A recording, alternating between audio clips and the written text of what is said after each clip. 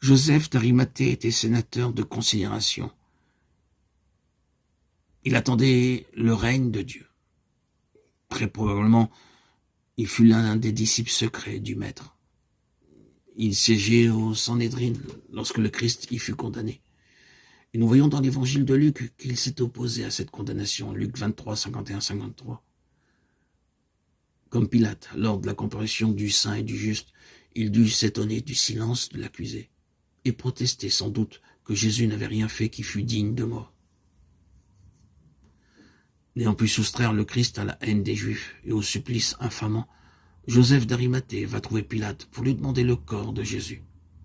Si jusqu'alors il avait craint de s'avouer disciple du Christ, maintenant il ne tremble plus. On lui remet le corps qu'il enveloppe dans un linceul et dépose dans un sépulcre neuf taillé en plein roc. Son sépulcre, le sépulcre du riche. On lui avait assigné sa sépulture avec les méchants, mais dans sa mort, il a été avec le riche. Ici, nous trouvons l'accomplissement littéral de la prophétie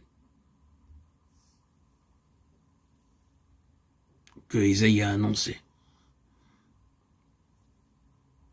En parlant de sa sépulture, il a plu à l'Éternel de le frapper, il l'a mis dans la souffrance. Sa vie est offerte en sacrifice pour le péché. Ésaïe 53, verset 10. Dieu pourvoira lui-même l'agneau pour l'Holocauste, avait dit Abraham à son fils Isaac. Alors qu'ils arrivaient tous deux au sommet du mont Moria, Dieu pourvoira. Dieu a pourvu l'agneau pour le salut du monde. Ésaïe en eut la révélation, et il l'annonça. Celui qui est méprisé, rejeté par les hommes, meurtri, brisé, retranché de la terre des vivants, celui dont le visage était plus défait qu'aucun visage d'homme, nous est présenté maintenant par le prophète comme étant le sacrifice pour le péché, celui qui qu'annonçait tous les sacrifices offerts journellement par le peuple d'Israël. Jusque-là, les adorateurs avaient dû donner eux-mêmes l'objet du sacrifice. Mais maintenant, Dieu ayant pourvu l'agneau, il ne leur restait plus qu'à accepter le sacrifice offert en leur faveur.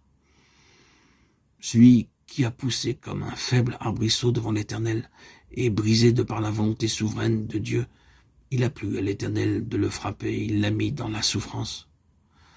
Oh, abîme que nous ne pouvons sonder, abîme de justice, abîme d'amour. Devant cette justice parfaite, devant cet amour sans limite, comment l'homme ne prendrait-il pas en horreur le péché, jusqu'à la pensée du péché? Comment ne haïrait-il pas ce péché qui dressa la croix et y cloua le saint et le juste, bien plus sûrement encore que ne le firent les soldats romains?